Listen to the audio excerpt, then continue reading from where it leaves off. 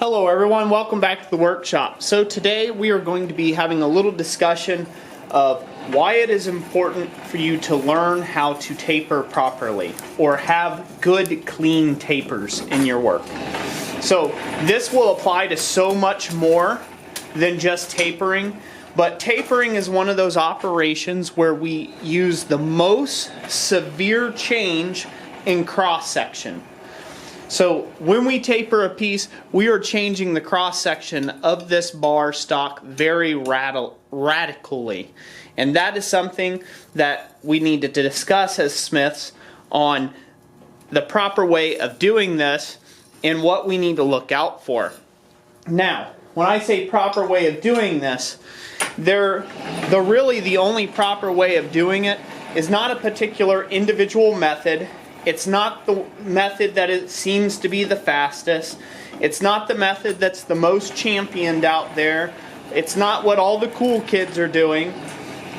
To properly taper a bar stock, my meaning is to have a nice, good, clean forging after you are done.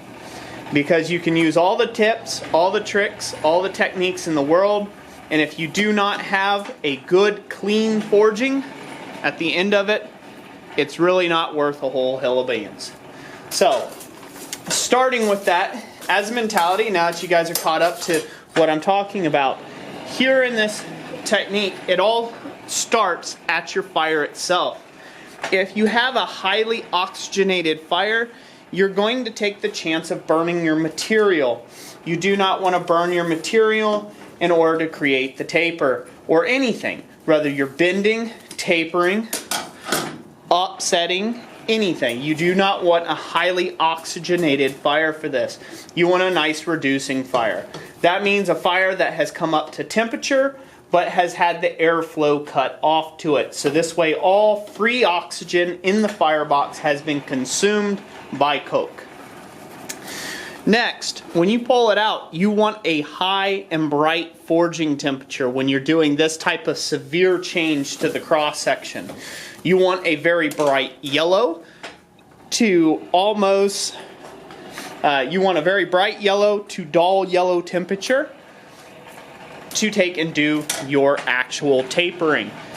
This also applies if you're putting heavy bosses or offsets or shouldering operations or upsets. You want a high color temperature. Now, when you do things like bending, you want to take and be running a temperature that's more down in the reds. You don't want high yellows and things like that.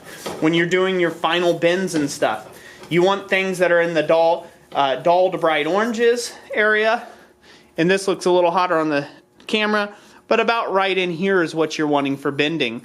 Not so much this, but more like this is what you're wanting for doing bends and things of that nature. If you're going to be twisting the material, you want a hotter temperature. So forging things at the correct temperature, and we'll talk about this when we go over to the anvil and we actually get to tapering this piece out. There's certain stages in its transformation when it transfers down to a much cooler temperature. About like this. This is a very, very dull orange on the camera, but it's about a bright red. It's like a cherry red.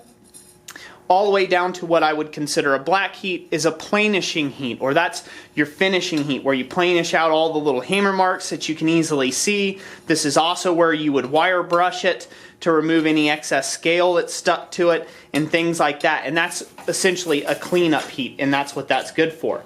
You do not want forging to be going on at that heat. So without further ado, I'll get this hot again and we will be at the anvil, and I'm going to show you what I mean about forging a proper and clean taper. So the first step in producing a very clean taper, once you've got it good and hot, you want to give yourself a definable amount of material for taper. In this case, I only want my taper to be about 1 inch long or 25 mil long. Now that means you're going to have to change the angle of your hammer blows to produce that taper. So I'm going to forge this tip out very sharp. And once again, I'm aiming for a 1 inch or 25 mil long taper on this piece. Now I'm doing something here that I'm not quite talking about just yet. Whenever you're drawing a piece out, your hammer blows go forward. Now technically I like to draw the piece through the hammer blows, but you'll see me from time to time, I'll just work just the hammer itself. So to draw a piece out to the dimension that you're wanting, you work progressively forward or pull the stock progressively back. But when you want to clean up what you have forged, you hammer from the tip and you come back to the heel or to the end of that taper to define the start and stop point and to square everything up. Now you can see this is down in the black heat and this is a planishing heat.